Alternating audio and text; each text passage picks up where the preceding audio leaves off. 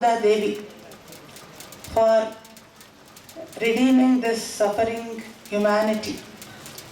But there is absolutely no external expression of power, glory, etc.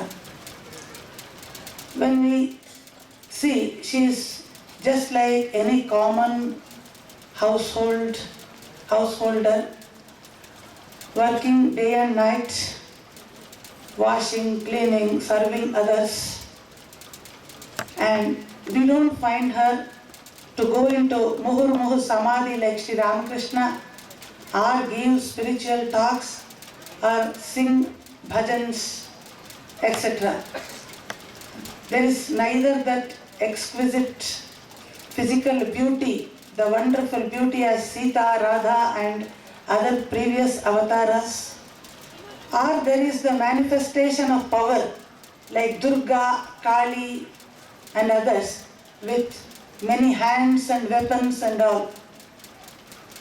On the other hand, we find there is that veil of simplicity, unassuming nature, humility, that motherly love and infinite compassion. Then how to recognize that this lady is indeed the manifestation of embodiment? She is embodiment of divinity itself. How to understand this? Again, when we read Krishna as Bhagavad Gita, Krishna tells in Bhagavad Gita, Janma karmacha me divyam. Whenever an avatara or such divine personality is born on this earth, their birth and action are extraordinary. Even in case of Sarada Devi, her pure-hearted parents, they were intimated of the birth of a divine child even before she was born. Her mother Shyamasundari Devi, while returning from Shihor, a village in West Bengal, feeling indisposed, she was resting under a bilva vriksha, and she had a wonderful vision. A beautiful girl, a baby girl, decked in ornaments and red silks, descended from the tree and embraced her and said in endearing tones, "Oh mother dear, I am coming to your house." At this unexpected vision, she became unconscious. Holy Mother used to say in later years, "That was my origin." And then we may also take into account the testimony given by her extraordinary husband Sri Ramakrishna, supposed to be Yugavatar. What did he think about his wife? He says, "She is Sarada, Saraswati, Gnanadayini, who has come to bestow knowledge to all. Is she an ordinary woman? She is my Shakti herself." One day while Sarada Devi was massaging his feet, she asked him, "What do you think of me?" Then Sri Ramakrishna says, "The Divine Mother Bhavatarini in the temple, Kali temple, and his own mother Chandramani Devi staying at Nahabat upstairs, and Sarada Devi massaging his feet in front." He found no difference among the three. He even worshipped her on the Falaharani Kali Puja day, we know, offering the fruits of all his sadhanas, including Japamala. He worshipped her as Shodashi Tripura Sundari Devi, the embodiment of divinity itself. On Hriday, his nephew, one day, while he was misbehaving, Sri Ramakrishna warns him, "Don't misbehave with her as you do with this," meaning himself. "If the power in me is insulted, still you may have some chance of escape. But if the power in her is insulted, if that revolts, none, not even Brahma, Vishnu, Maheshwar, can come to your help. So that was the high opinion held by Sri Ramakrishna. And after that we can take the opinion of the direct disciples of Sri Ramakrishna, each of whom was a tower of spirituality. What did they think about Holy Mother? Did they respect her just because she was Guru Patni, or more than that? Swami Vivekananda, when he heard Swami Premananda or Baburam Maharaj's mother was going to perform Durga Puja, he wrote in a letter to Swami Shivananda, another brother disciple. What? Did Baburam's mother lose her sense due to old age? She wants to worship the Divine Mother Durga in a clay image, leaving aside this living Durga in the form of Holy Mother, Sri Sarada Devi. Brother, I shall show what it is to worship living Durga, and then only I am worthy of my name. Brother, when I think of Mother, I say to myself, Ko Ramaha. Brother, whether Sri Ramakrishna is a man or God, whatever it may be, but he who has no faith in Holy Mother is indeed very unfortunate. That was his high opinion. And we hear that, we read in the books, while going into the presence of Sarada Devi, he was seen to sprinkle Ganga water on himself. He who was so pure, he thought he was not pure enough to go in presence of Sarada Devi. And what about Swami Brahmananda, the Manasa Putra of Sri Ramakrishna? He worshipped her on a Durgashtami day with 108 lotuses. And he says, in her hand is the key for liberation. Unless she is gracious, no other way is there for mukti. And Swami Premananda, another brother disciple, says, infinite compassion, infinite power, that was Mother. Even Sri Ramakrishna, we saw, selected his disciples. But Mother, the poison which we cannot digest, we simply transfer to her. And she accepts all. She gives shelter to one and all. What great power. And Swami Sharadananda, another disciple of Sri Ramakrishna, who served Holy Mother for many years. When someone doubts about Holy Mother's divinity, he says,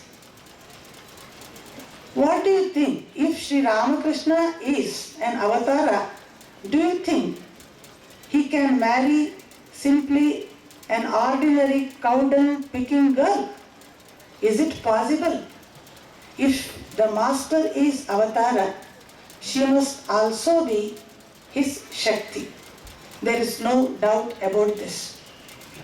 So that was the opinion of direct disciples regarding Sri Sarada Devi. But who can understand her greatness unless Mother herself reveals? Of course, she reveals her divinity on rare occasions to some fortunate disciples and devotees.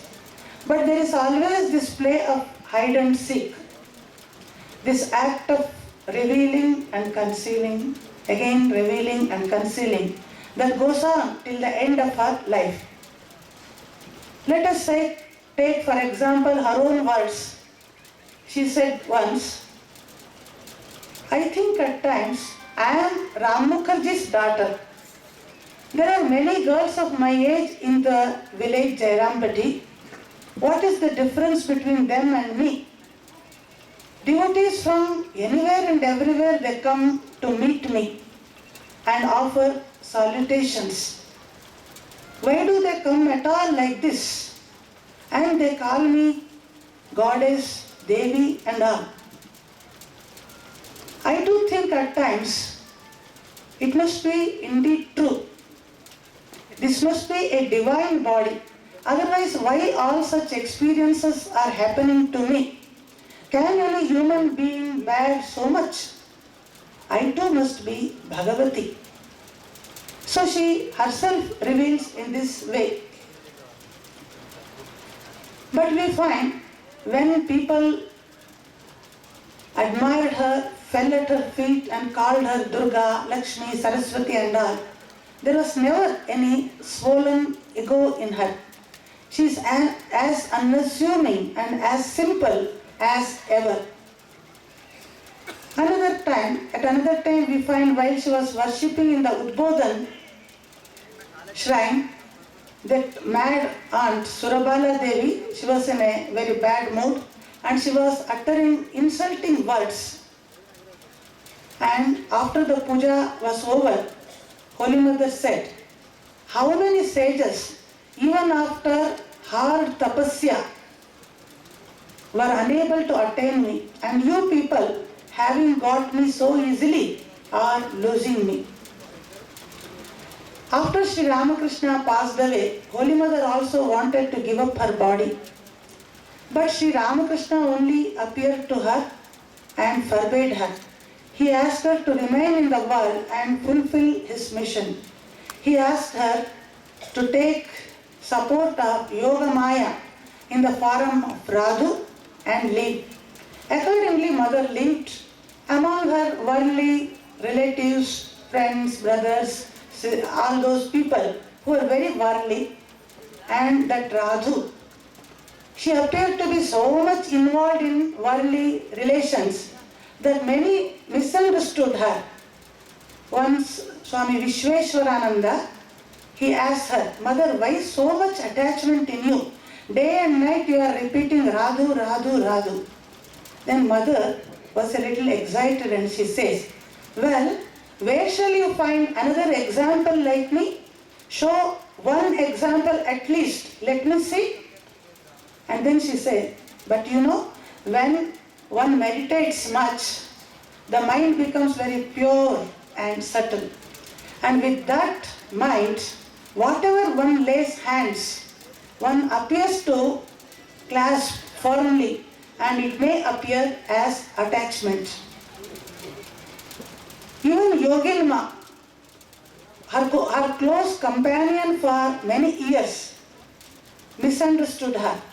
She thought Mother was very worldly. Sri Ramakrishna was a king of sannyasis. He was a renunciation full of that. And Mother is constantly engaged like this. Then Sri Ramakrishna only comes to her in a vision and points out. He shows her the dead body of a baby floating on Ganga. See that baby. Do you think the Ganga is contaminated because of that? No, Sarada Devi also to be like that. Never doubt her greatness, her divinity. And then only she realized. And not only Mother was pure herself, she could even give purity to others. She could make others pure also. We have that example of one lady who had touched something forbidden and she wanted to take bath, and Mother says, you need not take bath, you can simply touch me. She meant that she was so pure that by touching her, one can become pure. She was not only pure herself, she was giver of purity. That is why Swami Abhedananda in his stotra says, Pavitram charitam yasya Pavitram Jivanam Tatha Pavitrata Swarupinne Tasmai Tasyai Devyai Kurmo Namo Namah. So, this was the wonderful Holy Mother. There are many incidents in her life which point out, which throw a light about her divinity. We can't mention all of them, just 1, 2 or 3 I will mention now. After she returned from Rameshwar visit, somebody asked her, how did you find Rameshwar? How did you feel there? Spontaneously she replies, oh, it is just as I had left it before. Here we can clearly understand that she was reminded of her previous incarnation as Sita, where they had worshipped the Shivalinga made of sand in Rameshwar and left it there. And at another time, a devotee of Sri Ramakrishna called Harish, he had become insane and he followed her with evil intention. And then in the beginning, mother ran to escape from him, but later she faced him boldly and she felled him on the ground and sat on his chest and pulled out his tongue and went on beating till her hand became red. Later she used to tell that I assumed my real form then. Many people believe that she assumed the form of Sarada Devi, one of the Dashamaha Vidyas, because in the Dhyana Shloka of Bagala it is written that the Devi destroys the Asura by pulling out his tongue and stabbing him. In the same way, she gives her darshan as Durga, Jagadhatri, Kali in visions or dreams to many devotees. And we know that Telo Belo, that jungle, in that forest, the Dacoit couple, how they were transformed by Holy Mother. We all say how naturally she went and called my father and all. But later when that Dacoit was inquired by a devotee, what did you see in Holy Mother on that day? Did you see anything special? Then he said, yes, I witnessed, I saw the Divine Mother Kali in her presence. So that was the way she reveals to herself, and she openly admits about her divinity to Swami Arupananda. We know one day mother was rolling chapatis and Swami Arupananda was sitting by her side, and he asked her, are you indeed the Divine Mother? Mother said, yes. Are you the mother of all these, even the animals, birds, insects and everything? Yes, she says. Then why do they all suffer? She says, then they have to pass through this experience in this life. Then he asks, do you remember about your divinity? Then she says, sometimes, but I cover myself. I think about all this house, these children, and again I cover that knowledge. Otherwise, how can I live here? Then Swami Arupananda asks her, then why do I find you like this, rolling chapatis like ordinary woman? Is it due to Maya? Then mother says, indeed so, my dear. Otherwise, why should I fall to this condition? But you know, God loves Naralila. Was not Krishna born as a cowherd boy? Was not Sri Rama born as Dashratha's son? Just think how naturally she could compare herself with Sri Krishna and Sri Rama, who are well known as avatars. She reveals very clearly that she is also like them, and because of Naralila, she has fallen to this condition. Finally, I would like to say it is perhaps foolish to seek divinity in supernatural powers or physical appearance and such events. The highest expression of divinity can be found in those wonderful qualities in her character itself. That infinite compassion, infinite love, all-embracing love, unfault-finding, unreserved love for everyone, and that infinite purity. Can't we say these are the expression of divinity? In fact, in Chandi or Devi Mahatmyam, it is said, the Divine Mother herself expresses herself, manifests herself in all beings as such divine qualities. Ya Devi Sarvabhuteshu Shakti Rupena Samstita. Namastasyai, Namastasyai, Namastasyai, Namo Nama. Ya Devi Sarvabhuteshu Dayarupena Samstita. Namastasyai, Namastasyai, Namastasyai, Namo Nama. Ya Devi Sarvabhuteshu Matrarupena Samstita. Namastasyai, Namastasyai, Namastasyai, Namo Nama.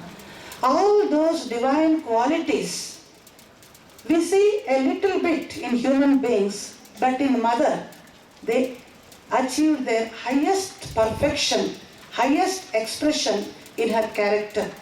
And that is the best manifestation of divinity in her character, we can say.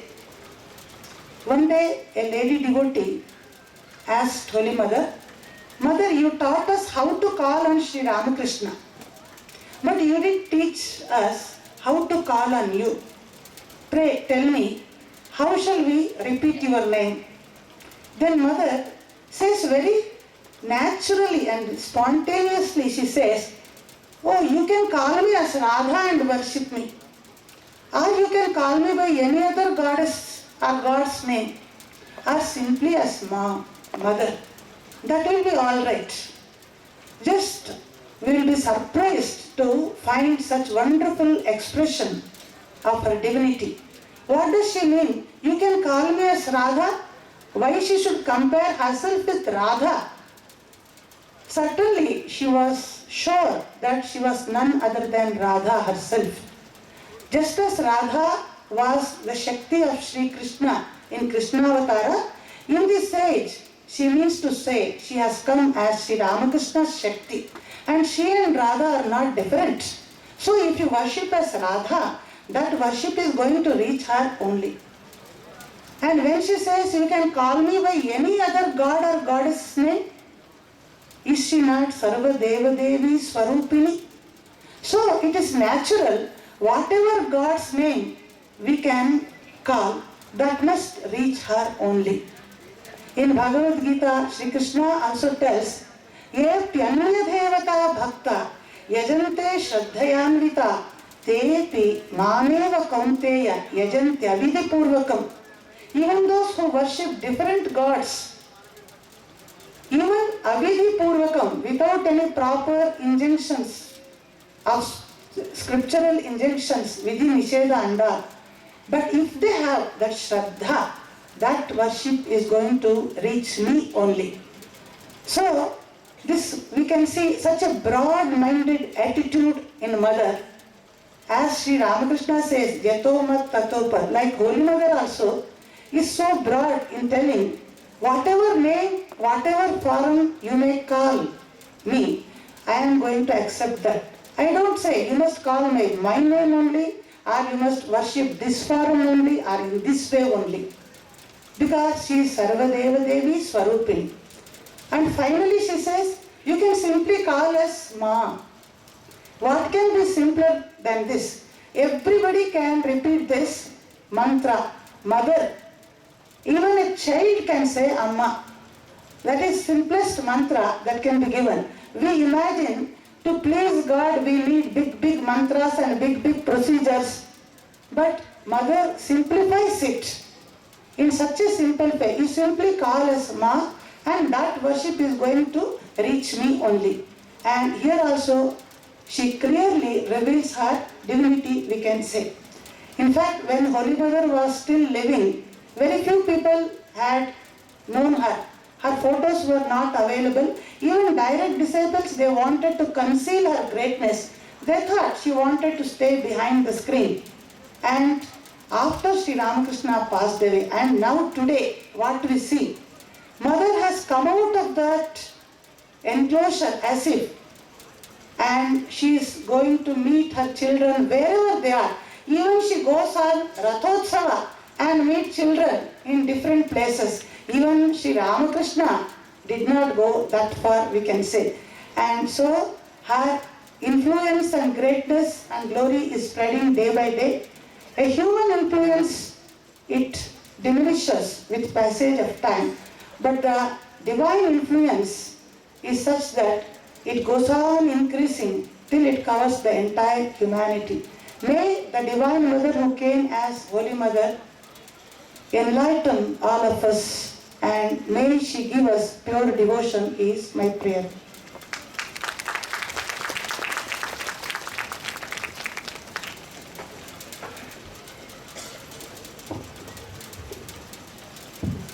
పూజ్య భవానిప్రాణ మాతాజీ గారి ఆంగ్ల ప్రసంగానికి తెలుగు అనువాదం.